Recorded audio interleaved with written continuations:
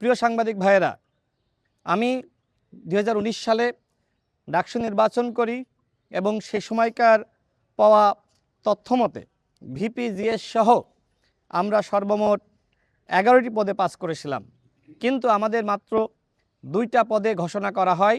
অর্থাৎ আমরা 11টি পদে পাশ করলেও আমাদের সাথে অন্যায় করা হয়েছে। শুধুমাত্র ভিপি এবং সমাজসেবা সম্পাদক পদে ঘোষণা করা হয়েছিল এবং বাকি 9টি পদে আমাদেরকে বঞ্চিত করা হয়েছিল। গণঅভ্যুত্থানের পরে যেহেতু বিশ্ববিদ্যালয় প্রশাসনের সংস্কার হয়েছে, নতুনভাবে ভিসি প্রক্টর প্রভিসি স্যাররা নিয়োগ পেয়েছে, যে কারণে তাদের উপর আমাদের আস্থা বিশ্বাসের জায়গাটা ছিল যে আমরা সে সময় সঠিক সমাধান না পেলেও বর্তমান প্রশাসনের কাছ থেকে আমরা সঠিক সমাধান পাব। ইতিমধ্যে একাডেমিক কাউন্সিলের সভা শুরু হয়েছে। সেই সভায় আমার এই যে অভিযোগ ছিল এবং অভিযোগের প্রেক্ষিতে যে তদন্ত কমিটির নায়াসিনামাইড ও স্যালিসাইলিক সমৃদ্ধ লিলি ফেস ওয়াশ যা ফেসের ডেড স্কিন সেল দূর করে দেয় দ্বিগুণ ফাস্টার ব্রাইটেনিং সুপারিশ, সেখানে আজকের এজেন্ডায় 73 নম্বর সিরিয়ালে এই বিষয়টি রয়েছে। আমি দৃঢ় আশাবাদী ঢাকা বিশ্ববিদ্যালয় প্রশাসন তারা সঠিক সিদ্ধান্ত নেবে এবং যেহেতু প্রাথমিকভাবে সিন্ডিকেট মিটিংয়ে গোলাম রাব্বানীর ছাত্রত্ব বাতিল হয়েছে এবং আরও যারা অবৈধভাবে এমফিলে ভর্তি হয়েছিল আরও 2 জনের ছাত্রত্ব বাতিল হয়েছে।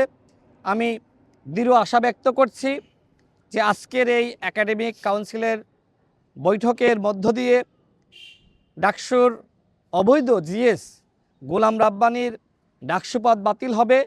যেহেতু তদন্ত কমিটির সুপারিশ রয়েছে তার পদ বাতিল করার জন্য এবং তিনি যেহেতু অবৈধভাবে ভর্তি হয়েছিলেন, সুতরাং অবৈধভাবে ভর্তি হয়ে যেখানে ডাকসু নির্বাচন করার গ্রাউন্ড নাই, সেক্ষেত্রে তার ডাকসু পদ বাতিল হবে এবং একই সাথে তার এমফিলের ছাত্রত্ব বাতিল হবে।